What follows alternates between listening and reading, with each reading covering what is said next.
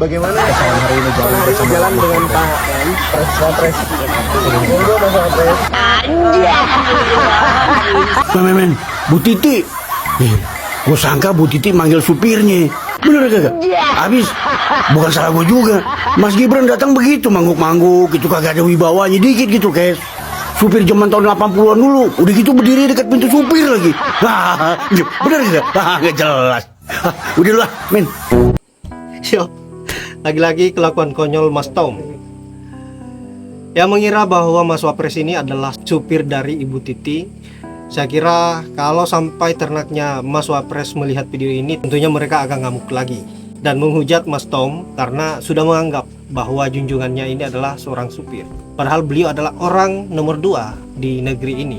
Meskipun kedudukannya sebagai Wapres, sebagai orang yang nomor 2 di negeri ini, melalui proses yang sangat buruk dan bahkan sangat memalukan, mengobok-ngobok konstitusi dan merusak demokrasi. Nah, wajar saja sampai saat ini para netizen memberikan kritikan-kritikan kerasnya terhadap Mas Wapres dan bahkan dijadikan sebagai bahan lelucon, dijadikan sebagai bahan tertawaan. Untuk itu, baiknya kita lanjut dulu bagaimana video selanjutnya, sindiran-sindiran lucu para netizen untuk Mas Wapres yang saya kira tak henti-hentinya membuat kita tertawa, tapi membuat para ternaknya Mas Wapres semakin kepanasan. Untuk itu, langsung ke videonya. Enak banget ya kalau jadi presiden mah. Ya ilah deh. Celurit, Gibran copot, pas pampres turun tangan. Gue geli banget ngeliatnya kok. Nebang tebu doang padahal mah. Padahal nih ya tinggal dibengkek terus diinjak-injak, ntar gue patah. Orang pakai orang pakai celurit, manjak banget yang iya mah. Ilah deh. Bengkek Pak, bengkek.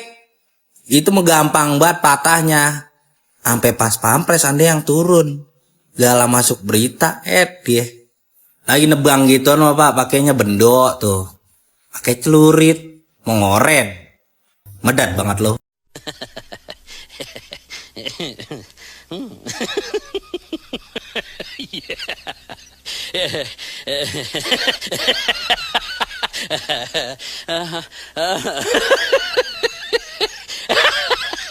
Gibran harus diganti. Ini penjelasan yang paling benar. Laksanakan dalam waktu secepatnya. Salam Pancasila. Kenapa Gibran harus dilengserkan? Diganti. Ini aku jelaskan.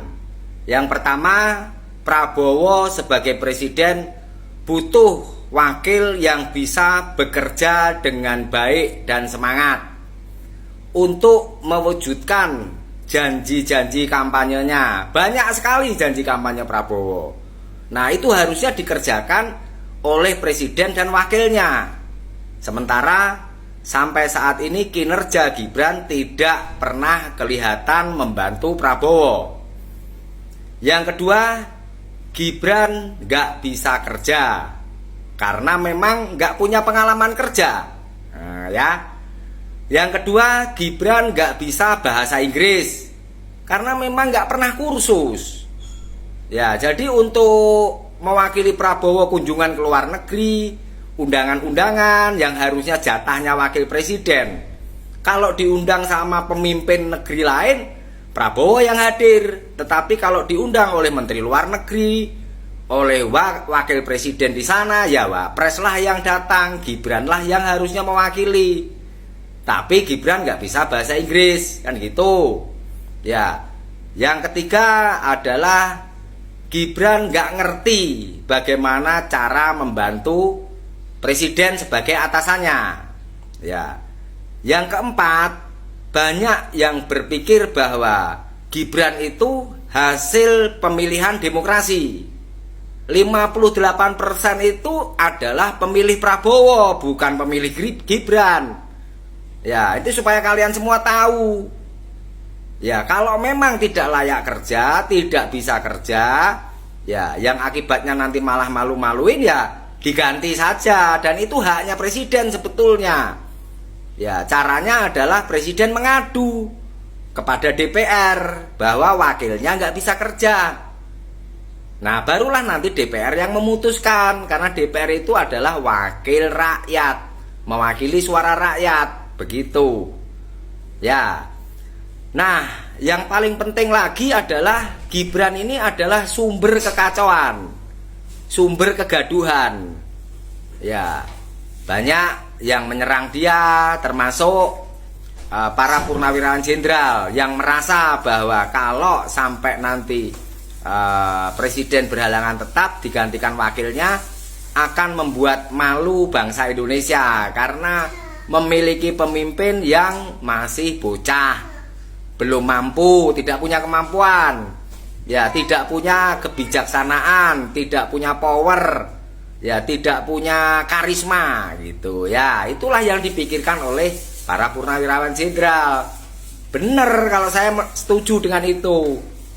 Ya, jadi memang kalian semua harus tahu bahwa kenapa ini harus terjadi, ya karena memang ya karena tidak berguna gitu untuk rakyat banyak gitu. Sementara Prabowo cuma punya waktu 5 tahun. Ya, tentunya dia butuh pembantu-pembantunya yang bisa membantu dia mewujudkan program-programnya. Begitu kira-kira Son. Ya. Oke. Peci merah, IQ tinggi, sang Pancasila, merdeka. Mas Wapres ngelihatnya bagaimana khususnya di Sleman ini, dan tadi kan juga ada drone ya Mas, itu gimana sih pemanfaatan teknologi di sini, dan menurut Mas Wapres bagaimana? Dan ini Mas, tadi kan disinggung juga soal swasembada pangan ya Mas, swasembada gula khususnya, itu gimana strategi supaya bisa mencapai itu khususnya di tahun depan? Yang pertama-tama saya ucapkan terima kasih pada Bu Ketua Komisi yang sudah berkenan hadir mendampingi saya dari pagi satu pesawat. Ini penting ya untuk sinergi pemerintah dengan legislatif, apalagi beliau di Komisi 4 Pertanian. Jadi ini penting sekali untuk bisa bersinergi antara kami dan DPR. Dan sebagai pembantu Presiden, kita ingin memastikan program-program beliau, terutama untuk pertanian, swasembada pangan ini bisa berjalan dengan baik. Tadi sudah berdialog dengan para pelaku, para petani, banyak masukan-masukan terkait pengairan, kompanisasi, terkait hama, terkait pupuk, terkait bibit, terkait hutan. Ini nanti ke depan akan segera kami tidak lanjuti. Dan kalau Pak Menteri selalu gerak cepat, dan dari Pak Presiden sendiri selalu memberikan perintah-perintah instruksi langsung ke bawahan Provinsi, terutama swasembada pangan. Tadi sudah saya jelaskan tahun depan insya Allah swasembada gula konsumsi 2027 2028 paling telat sudah swasembada gula. Tadi saya juga dari PT Pupuk juga memamerkan teknologi terbaru, drone, penting sekali ya, karena ya cuaca yang tidak menentu,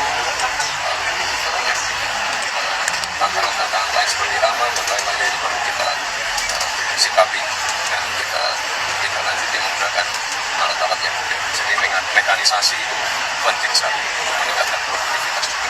Dan yang terakhir tadi Pak Menteri juga sudah menjelaskan masalah kurtani dan dapat fungsi langsung dari Pak Presiden. Nantinya kita ingin visi misi program-program dari Bapak Presiden Prabowo bisa berjalan dengan baik, dan apalagi ditambah ini ada Bu Ketua Komisi, pasti bisa berjalan dengan lebih baik ya. Dari VT di depan, pertanyaan wartawan tuh sampai saya tulis di buku nih, karena pengen mencermati pertanyaan wartawan. Bagaimana di Sleman saat ini, saat kunjungan Wapres, dengan adanya drone, pemanfaatan teknologi di sini di Sleman, soal swasembada pangan atau gula, khususnya gimana strategi supaya bisa mencapai swasembada gula tersebut di tahun depan.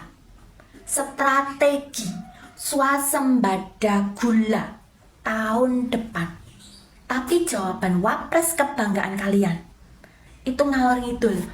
Dari yang sama-sama satu pesawat dengan Bu Komisi lah, Bu Titi, terus dialog pelaku petani, komponisasi, hama, pupuk, terus tahun depan dari 2027-28 sudah swasembada. Catat ya, tahun 2027, paling lambat 2028, Gibran janji sudah swasembada gula.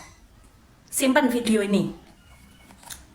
Terus pupuk sudah dipameri dengan teknologi baru.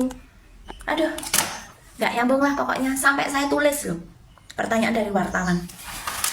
Nih, sejawaban-jawabannya.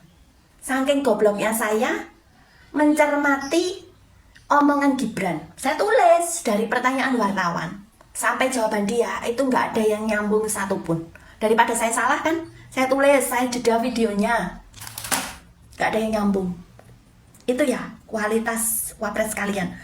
Untung mampir di Rawon Jombor Klaten sepi.